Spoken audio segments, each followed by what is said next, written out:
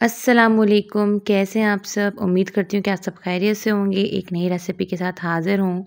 आज मैं बना रही हूँ सफ़ेद चनों का सालन, जिसे बहुत से लोग छोलों का सालन भी बोलते हैं। ठीक है, सफ़ेद छोले। ये मैंने बॉयल लिए हैं और बॉयल करते वक़्त मैं थोड़ा-सा नमक डाल दिया था। ये है टमाटर का पेस्ट, ये है प्याज का पेस्ट, नमक, मिर्च, हल्दी, गरम मसाला और धनिया पाउडर और कश्मीरी लाल मिर्च।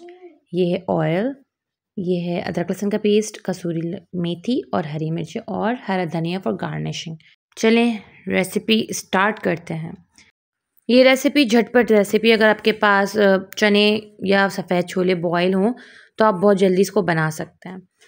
आप सबसे पहले इसके अंदर ऑयल लें। अरे ऑयल कहाँ गया? ओह, दोबारा से ऑयल डाल दीजिए।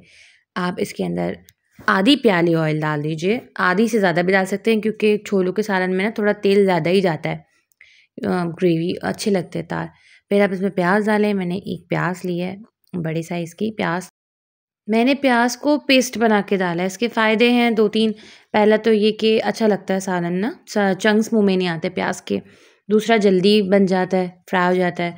तीसरा बहुत खूबसूरत लगता है। बाकी और भी फ़ायदे हैं, वो आप खुद अपने हिसाब से एडजस्ट कर लीजिएगा।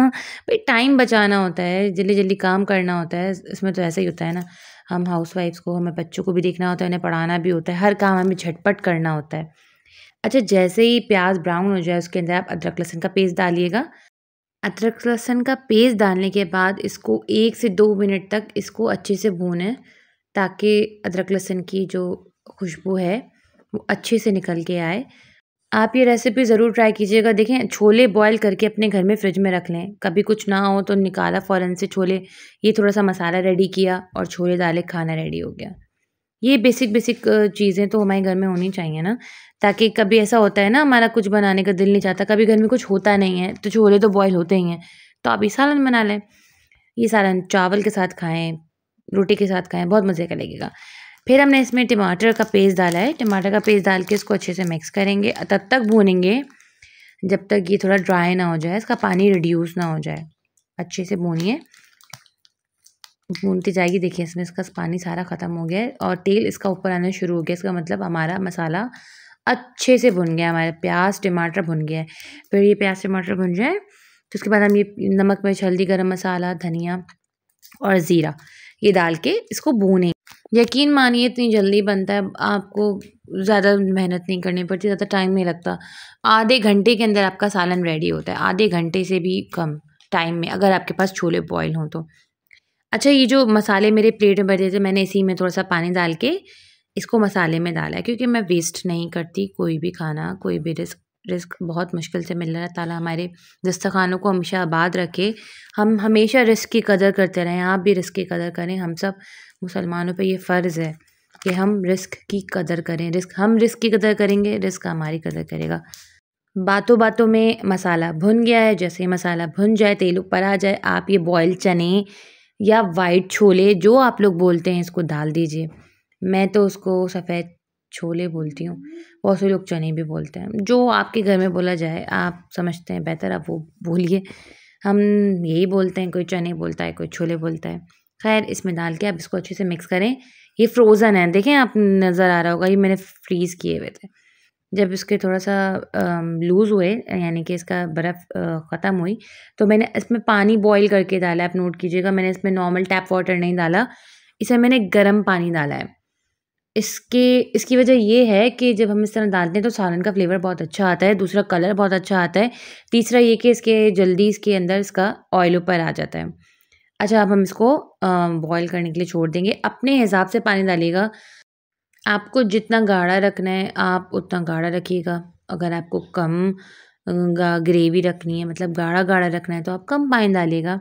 आप इसमें इस टाइम पे अंडे बॉयल अंडे भी डाल सकते हैं। बहुत मज़े का लगता है अंडे छोले। और आलू भी डाल सकते हैं अगर आपको पसंद हो तो, बिल्कुल आलू भी काट के डाल सकते हैं इस टाइम पे। इसमें थोड़ी-सी ग्रेवी होगी ना, तो आलू उस वक़्त डालेंगे तो आलू में भी उसका जायका आ जाएगा।